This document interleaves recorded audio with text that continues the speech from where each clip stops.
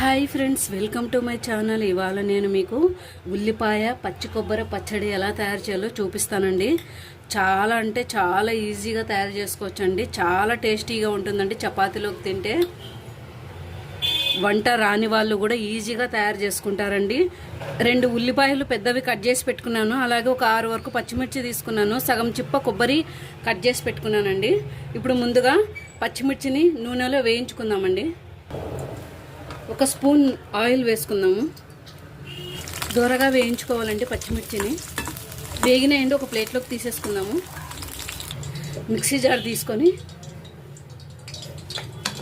పచ్చి కొబ్బరి, పచ్చిమిర్చి, కొంచెం చింతపండు, రుచికి సరిపడా సాల్ట్, ఇవి 2 మిక్సీకి వేసుకుందామండి.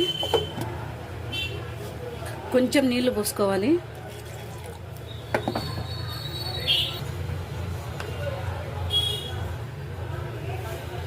ఇప్పుడు ఈ ఉల్లిపాయలు కూడా వేసి ఆడించుకుందామండి.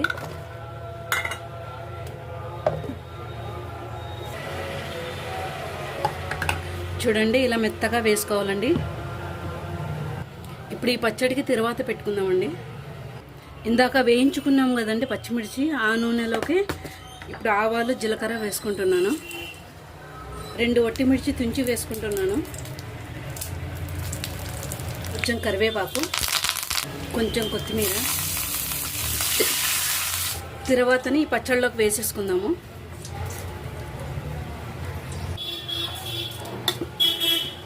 ఉల్లిపాయ పచ్చి కొబ్బరి పచ్చడి రెడీ అయిందండి.